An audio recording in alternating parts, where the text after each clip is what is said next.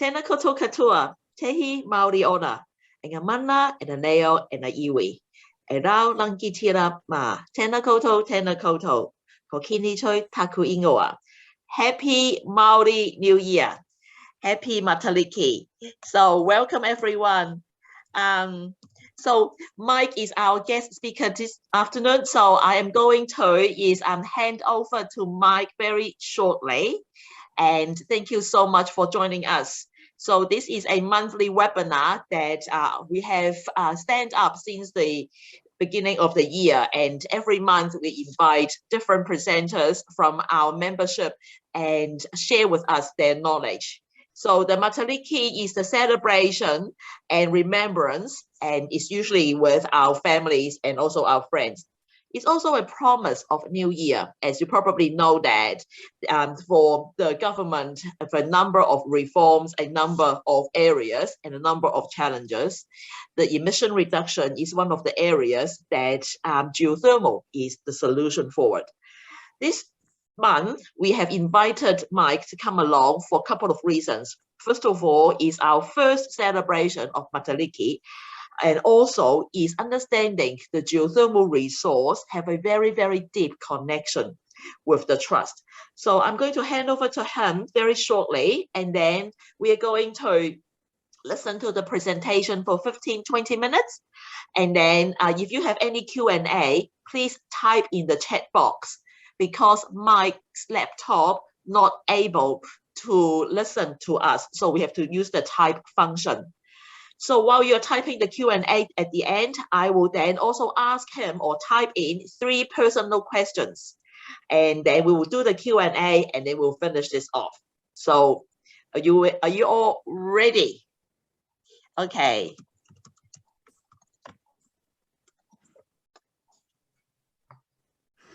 Tēnā koe, Kenny, thank you very much for the introduction and the invitation to participate in this New Zealand Geothermal Association webinar.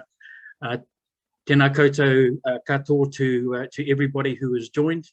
As Kenny has mentioned, I haven't got any audio feedback from you guys, but we'll make the best efforts to answer the questions at the end of my presentation. So I'm going to share my screen, and then I'll go through my kōrero and share a couple of stories with you.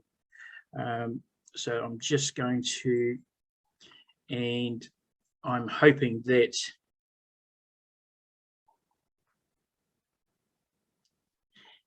great thumbs up from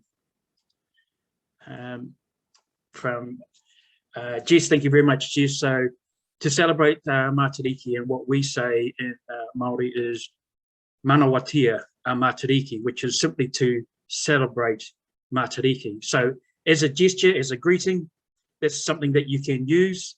I just want to acknowledge Dr. Pauline Harris, who I reached out to just recently, because she's an expert on Matariki and has been one of a group of leading Matariki experts around Aotearoa who have been part of the discussions and policy sharing information that was given to the government as they prepared to then recognise Matariki as a public holiday. But to me, Matariki is more than just a holiday to celebrate, and so it's also I guess a reminder from our point of view, from our charitable trust and our board of directors, of reflection and focus and thinking forward. So I want to go through this presentation and share some stories with you, and on 3 very key goals that we've set. So for us, Matariki, yes, it's about friends, family coming together, celebrating with food and dinner, but it's also for us a planning tool, because it comes up at a time of year that leads into our new financial year, which is the 1st of July onwards. And so this has sort of become, you know, a new developing management tool that we use as part of that planning process. When we were talking about and reflecting on Matariki, we need to understand, you know, what what is it that we're celebrating? Yes, it's been in the Māori calendar for nearly 700 years, but what does it mean today in a modern society and an organisation and even a company and a community? And so the guiding principles behind thinking what it is Matariki is all about. In the first instance, for iwi, it's about reflecting and remembering those that we've lost just in the last 12 months since the last Matariki. And in our particular case, at Whakarewarewa, it's about acknowledging the 200 plus years of the guiding legacy of our mana wahine, our female orators, our storytellers, our teachers of the children, who have carried our legacy on, providing the manaakitanga, the friendship, the love, the caring to not only Kiwis, but also international visitors. It's also about celebrating the presence, taking, I guess, time out to think about, bringing our people together, reflecting on the last year, thinking about the year ahead, what it is about that's important to us. And COVID, if anything, over the last 2 years has made that focus even stronger. And finally, part of celebrating Matariki is about looking toward the future, whether that's the next 12 months ahead, or whether it's long term, or whether it's for the next 200 years. And it's about finding inspiration and leadership to continue for our team, the Tūhaurangi Ngāti Wāhiao journey. When it comes down to talking about going forward, or where we are at the moment, or the past, it's always also Matariki's time to reflect on taking time out to think about what are our true values. If you were to ask me 5 years ago, if I was to hire an executive manager into the role of CEO or general manager, and I asked you what are the key values that you're looking for, people would say financial competence, people management, operational skills and things like that. And those are still very relevant and they're still very important. But under our review of Matariki, there are other things that are much more important. And it's basically bringing out what are the things that we want to bring in as values that we live by to make us better people. And of course, being in the tourism visitor industry, manaakitanga is always out there, but that extends to our people. It's all about love and passion for what we're doing and who we're talking to. And that's been going for 200 years with our guiding legacy. One that's come up significantly is even more significant because of climate change is kaitiakitanga. Our thinking about the guardianship of the sky, rangi, the land, the whenua, and the sea, the moana. And that is where these three projects, as I go through, will identify how kaitiakitanga has become a much more stronger priority for us, as well as manaakitanga. And of course, thirdly, kotahitanga, which is caring about each other, ourselves, bringing togetherness, collaborating with other organisations so that we're not seen to try and achieve things by ourselves. And that collaboration is all about our te taio journey. And so when we refer to te taio, or when I refer to te taio, it's all about referring to the environment that contains and surrounds us. So that's kotahitanga, and whanaungatanga, which is more about the relationship more so within our own iwi and our whānau and our business communities. One that's really developed over the last 10 years, but we haven't heard of it from a cultural point of view, is whakahirihiri. And it's about leadership. And leadership isn't always about being outwardly strong and verbal. Sometimes the silent people can be the real leadership. And a core value that I've brought into our culture within the village is about true inspiring leaders, inspiring the future leaders, and creating leadership out of everybody that is in your organisation. so that they become strong in their own and they're fully empowered. And it's a different type of management style compared to where management was 20, 30, 40 years ago. And of course, the other value is Māori order. And this is more significant about in the context we've gone through 2 years of some of the stresses of COVID, but also with the climate change and all of the other things that are making life a lot busier these days. And that is, how do we foster good health and well-being? And when we're talking about Māori order, we're talking about our spirit, our mind, and our body. So Matariki has helped us focus on a lot of these things and reflecting on a lot of these things in our planning forward. So if we go back to one of our key principles, which is to continue the guiding legacy,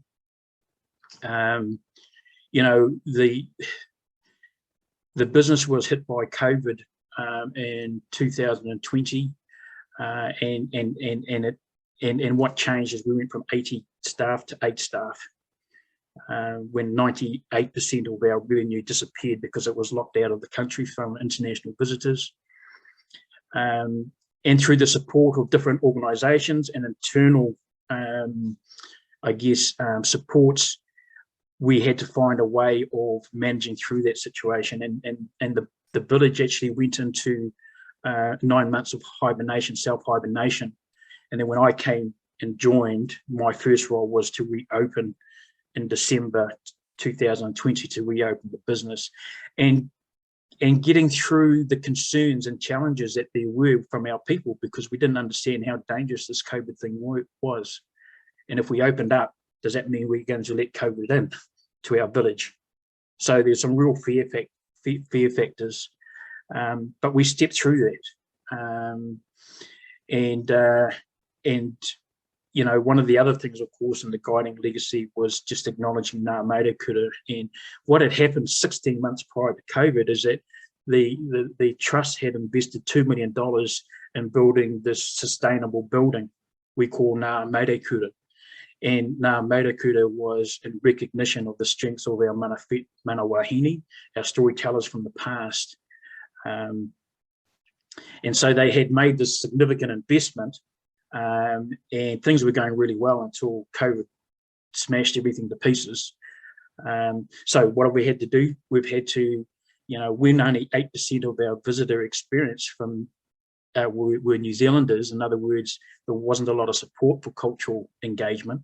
We had to think outside of the square, and so we developed new outdoor visitor experiences utilising the wonderful geothermal landscape that we have. And I'll just show you a very quick 3-minute clip on what that now looks like, and I'll talk through that. And I'm just going to do that now, and I will need to, so what I'm going to do is I'm just going to open up the video and I'm going to move it across onto here. And I'm just going to talk through it because you may not be able to hear the sound, and I'm hoping that you'll be able to hear me. But basically, we had a cultural experience which was in the village, and the biggest impact on the village was 120, 130,000 people going through the village. And yet we have 20-odd families who live in the village as well. So we looked at the back of the village and identified this geothermal park, and we created some wonderful walkways. This new part of the experience is now 70% of our visitor experience. So that's significant. And the wonderful thing about the Whakarewarewa Thermal Reserve is it connects right next door to the redwoods. So people can go and enjoy the redwoods as well and walk back. So, as I say, this was a successful launch. It's a standalone. And then the second value we added was to create an e-bike hire and trail. Knowing that Rotoiti had a strong demand for biking, and we just thought, man, there's nowhere in the world you can bike in a geothermal reserve, a park area. So, utilising mainly the existing pathways, we created the Waka e-bike trails. And once again, it was just utilising the resource without putting extra pressure on it. If anything, it was taking pressure off the village experience. So this is where we're now, this is complementing what is our traditional cultural experience, our 200 years of legacy. And one of the great things about this now, and the board supported us, and that is to go through the actual village and engage with our culture is guided tours only. There's no freedom walking anywhere. Instead of having groups of 20, 40, 60 people, we're talking about groups of 10, 12 at a time for personalised, engaging guiding. And we've found over the period of COVID that both our guides are much more relaxed, and the manuhiri, our visitors, are much more engaged in being free to ask questions as they go around. So, so we've basically continued the guiding legacy, but we've added those extra values of being able to utilise and see that outdoor in this geothermal park, this wonderful. You'll notice that I turned to one side because I'm operating two screens, and being as technical as I am, I just need to make sure my timing wise I can go on to the next. And so I can go out of that. And hopefully I didn't cut myself off on the Zoom. So that's number one goal. Number two goal, which was once again part of Matariki, just celebrating the present. And the second key goal was more born out of, I guess, the awareness that there are climate change issues for New Zealand and for the world. And our question was, February last year, just over a year ago, we were given the opportunity to apply to the government for some funding for any environmental conservation programs. And so we came up with a project called Te Aki Māori o Pūringa, which in itself, Te Aki is simply protect or preserve, Māori being the life essence, or Pūringa, which is our stream, the stream that runs through the village. And of course, the bridge that goes over is where the penny divers used to jump off the bridge and make some income. Suffice to say that we failed in getting any government support. So, but the taki, the importance of the kaupapa behind this project was too important not to do anything. So, and just as a general interest, where did the name Pūringa come from? Well, it was just basically the sulfur particles that are in the air, and as they fall into the water, the whirlpools in the Pūringa stream create these yellow flowers, these blossoms. And so that's how the name came up from some of our elders from years ago. And I just wanted to, and I'm going to move this over here. So this is Lake Rotorua and Sulphur Bay. And the importance of the Pūringa is that the Pūringa starts from south of the city. There are five streams that then come into the Pūringa. They come through the Whakarewarewa village all the way down to Sulphur Point. Sulphur Point goes out through to Lake Rotoiti. Lake Rotoiti flows out to Makatu. And as you can see here, this red area was the original wetlands, which have been devastated. As you can see along here, there's farms. And then up and through this area here, there's industrial developments. And so one of by bringing together an advisory council to help us with Te Aki Māori o Pūringa, one of the key outcomes was to develop an environmental restoration and management plan to restore the Māori of the Pūringa within 5 to 10 years, rather than 30 to 50 years.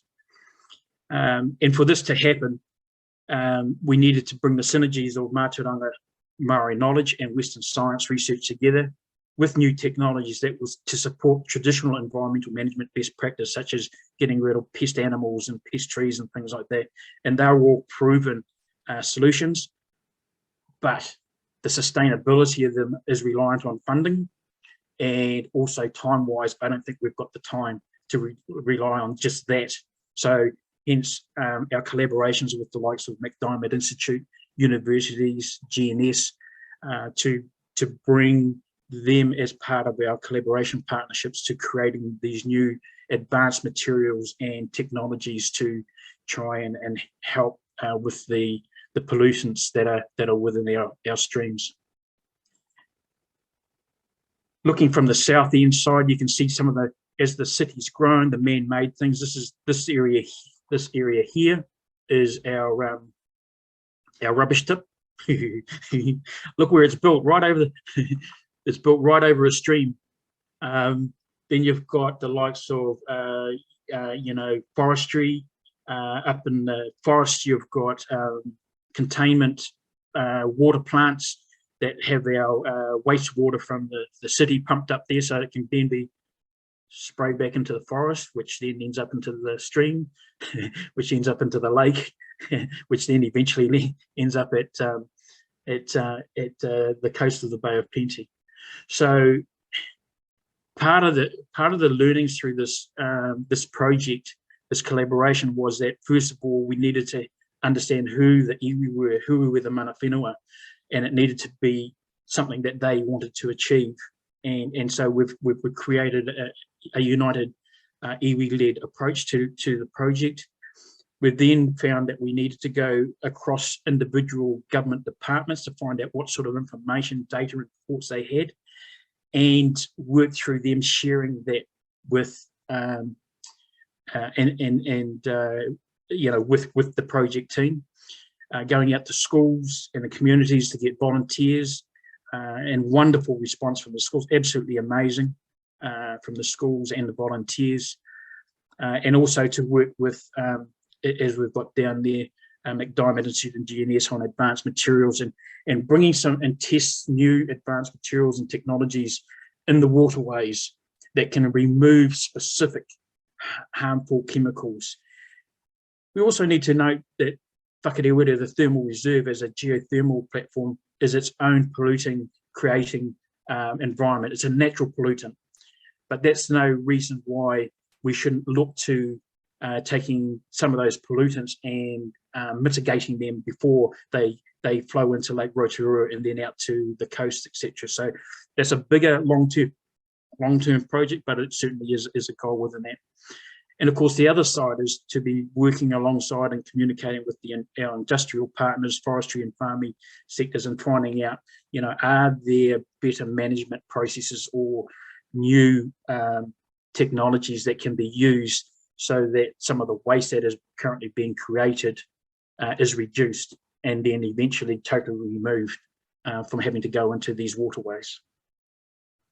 So that's project 2, Te Āki Māori o Puringa. And then finally, looking toward the future. And this is quite an exciting one for us because it's, we've had 200 years of engaging cultural experiences, and we're thinking, one of the things that the trust in the board had identified is that we also needed to modernize, we needed to be futuristic. We certainly needed to hold on to our culture and our past, but we also needed to engage more people into our culture and our geothermal. So we came up with a project of creating te matapuna or papatuanuku. So in essence, this is a Mātauranga Māori and science education centre.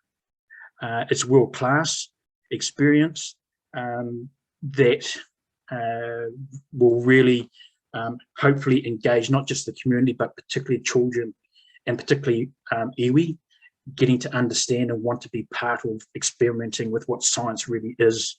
And, it's not just one of those things you learn in a classroom. So I just wanted to acknowledge here our young graduate, Ben Nelson, who's come up with the concept designs.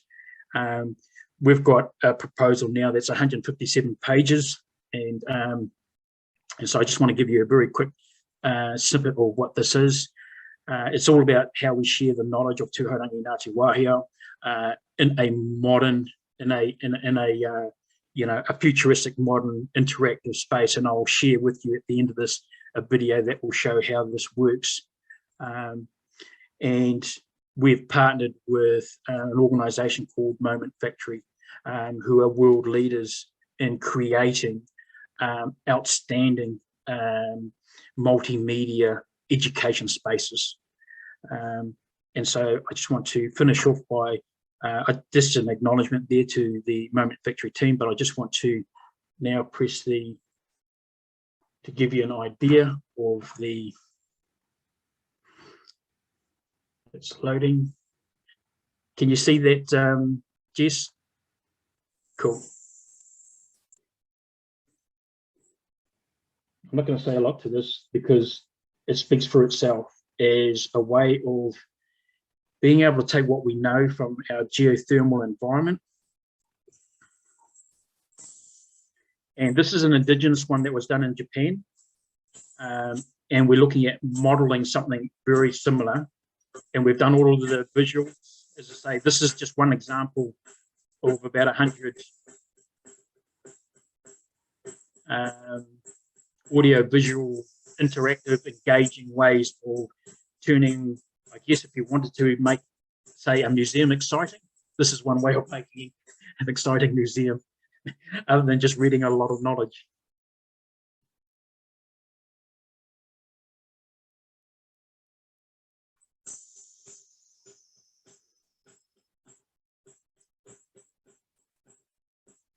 And you'll see that this brings a team of nearly 450 people from around the world to collaborate on creating something magic.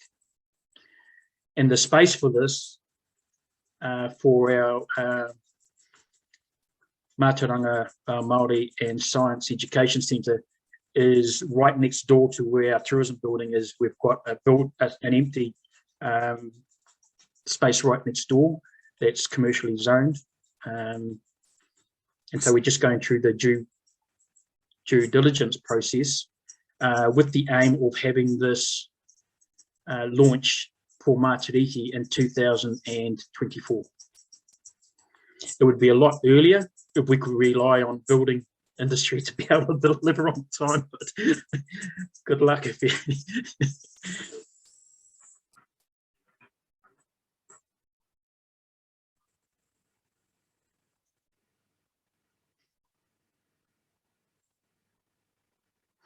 And so I just want to conclude that, you know, from the presentation, you know, what I was given a brief on, Manawatia a Matariki, it's the past, it's the present and the future. Kia ora, thank you very much. I'm open to questions, Kenny.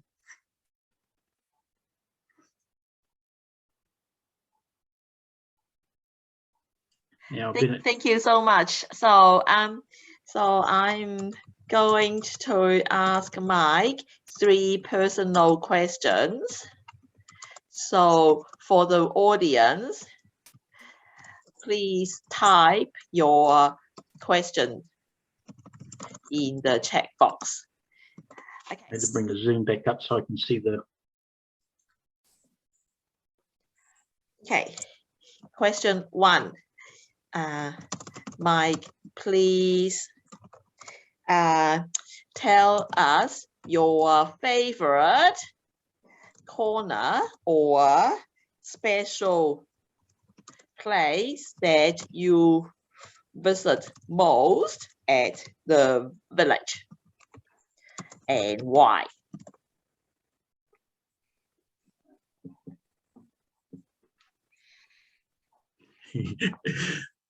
As you can see, hold on. That's what I need to do. Okay, cool. Right. Your favorite corner or special place that you visit most at the village and why? Sometimes it's not a place that I actually visit specifically. It's actually hearing our kapahaka group singing and stomping their feet when they're doing a performance. And it's an amazing, I guess, happiness that makes me feel happy, knowing that, you know, the people within the village who live in the village can hear that as well. It's just so beautiful just being able to hear that. But if there's a time to visit the village that I most appreciate. It's usually between 6 and 7 o'clock in the morning because nobody else is there, but the geothermal steam and atmosphere that creates such an eerie Jurassic Park type feel in those back geothermal park areas. Okay. Memorable Matariki celebrations, please. Matariki. Most memorable Matariki celebrations, please.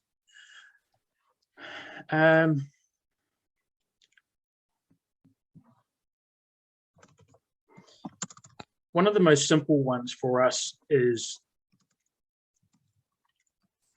really goes back over the past 2 years in being able to do plated dinners for our elders who were locked up in their homes, and to be able to send out some of our younger team members directly to the homes to deliver full meals on wheels, so to speak, and hearing the responses back from our delivery team of how much relief and happiness a small gesture like that had brought to them in very uncertain times when they weren't allowed to leave their homes. So for me, both last year and the year before, those have been the special times, and it's not just during Matariki, it's been throughout, special times like Waitangi weekend and Christmas time in particular,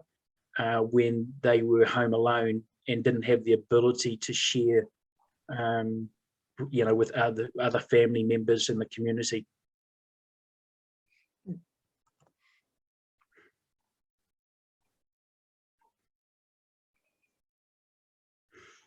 It's a very good question. What's the special characters that visionary leaders display in their roles? From what I've learned and hopefully what I practice is being a very good listener. You don't need to be the vocal one. As an example, last Friday, I think it was last Friday, I attended the Environment Bay of Plenty hui on reviewing the Rotoiti geothermal management plan. And I recall somebody coming to me after and saying, Mike, we were really keen to hear what you had to say. And my response was, I was really keen to hear what others had to say before I say something.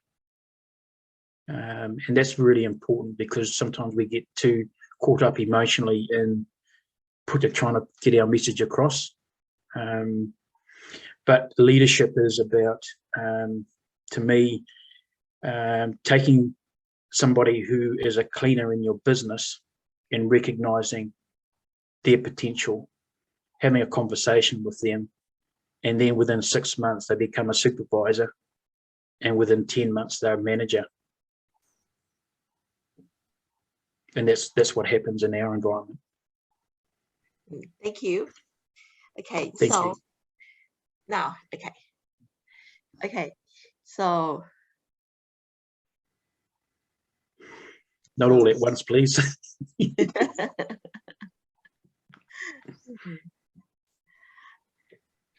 So, how much mātauranga and information will visitors seek and what they are most interested in? That's a very good question, because we don't, one of the things that comes through really clear is our visitors have a genuine, almost a stronger want for understanding what our culture is all about, what mātauranga. They don't understand what mātauranga is yet. For most of our visitors, it's a new word, it's a new description, but from a Māori cultural point of view, which they do understand, they just want to know the basics. What's it like living in the village? Do you have toilets? Do you have heating on? Do you have hot showers? Because the answer to all of those are no. it's surprising a lot of those buildings don't have that, because we've relied communally on, hot baths, communal baths. And so, other things that they ask about is there is a huge demand, and we currently don't do that on a daily basis, but just cultural performances. People want to be able to see our culture performed, and they want to be entertained, but they also want to hear the stories, and they want to be able to hop up on stage and engage with it and learn something.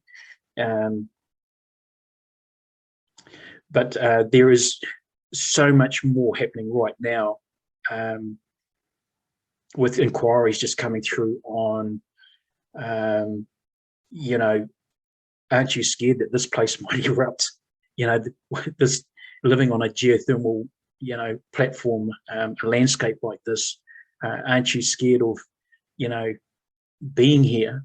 And I guess our legacy guides are quite confident, knowing that they've lived in the village experience of being able to share their own individual stories as to that. Thank you.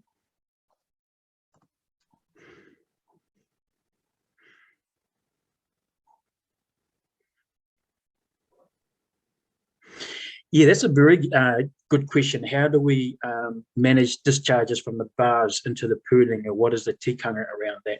Has it changed or still the same? One of the interesting things about the hot springs water there is it goes through a process where the water that goes into the bars is a natural oil within the water. What that means is bathers don't have to use modern day shampoos or soaps or anything. It is a natural water that carries, it's gone through a process, and it has a natural oil in it. So that hasn't changed. Although going back many, many years ago for the village, there was no sewage system in the village, and the reality is the sewage system basically went into the Puadinga stream until the city council introduced a connection into the city sewage system. I hope that answers that one there.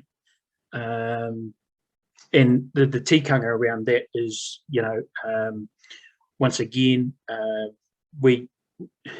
our whānau bathe naturally. They have always bathed naturally, very similar to, I guess, other cultures, indigenous cultures around the world. And it's just a natural thing. So is there a question from Brian White for you to please? Brian's question: how do you villagers feel about the constant flow of detached visitors?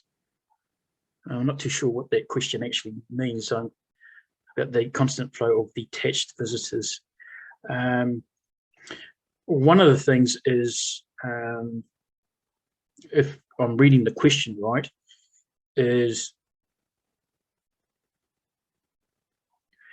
the villages prior to COVID relied heavily on international visitors as an income stream. So there were many there were 7 different families had different businesses within the village, and of course all of that dried up, and it hasn't reopened those businesses. There's not a sustainable number of visitors going through there that would justify them even trying to start their businesses up again. So that's one challenge. The other side is too, there's been a lot of corridor reflection on the fact that where tourism was prior to COVID, it was on a direction that was leading to some very significant and probably damaging consequences on the environment and on the village point of view, where we used to be able to put anywhere between 110 to 130,000 visitors a year through the village, just the village part of it. But with all of the feedback and strategically looking at what is the future direction, we believe that by limiting access into the village by itself with guided tours, then we don't mind whether there's only 10,000 people a year go through. That's the people who will be affected by that were those who used to run their businesses in there, but it will have less impact on the actual village and the resources. And during the COVID lockdown too, just as another side, but we noticed the restoration of the geothermal park, in particular the Puringa stream, improved significantly during the lockdown. And we couldn't put it down to anything particular other than a number of businesses that were downstream weren't allowed to operate. They, everybody was in lockdown, and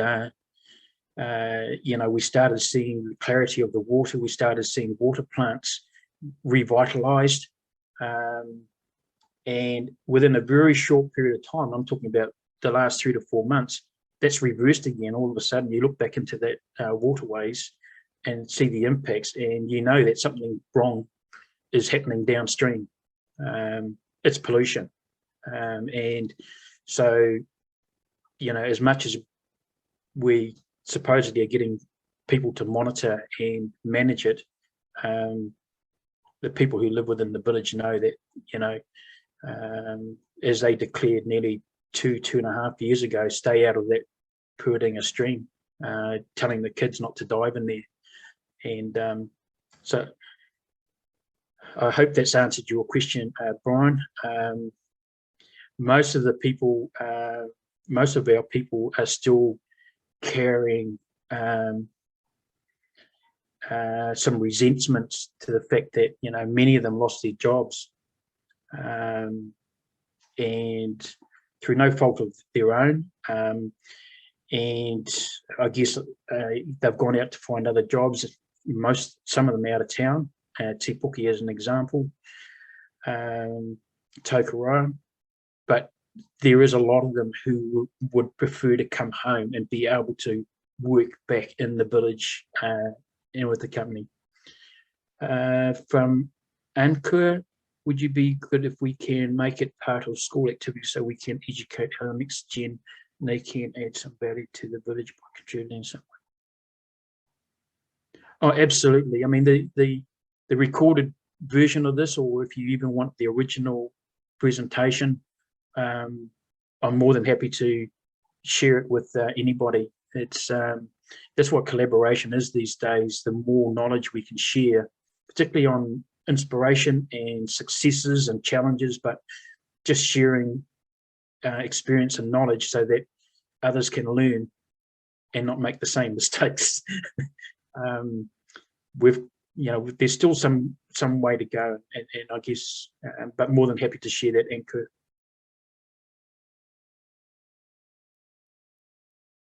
So thank you everyone, and thank you, Mike, for such an inspirational presentation. And so it is recorded, and Jess will send out the invite to us. So I'm just going to let our audience know about the upcoming Geothermal Week event. So the Geothermal Week, 25th to the 29th of July. So Amplify partner with the New Zealand Geothermal Association. We are putting up 18 events on the website. And particularly for the associations, we are leading 3 of those. So we'll be really appreciated if you share this with your network and also coming along to some of those. It will be a very exciting week. Lots of speakers, a very big program, and hopefully that we will see each other and also put our dancing shoes on at our celebration dinner. So on that note, thank you, Mike. Thank you so much for such a generous presentation. Really, really enjoyed that. So please give us your feedback. So we won't have our monthly webinar in July. So we will see each other at the Geothermal Week.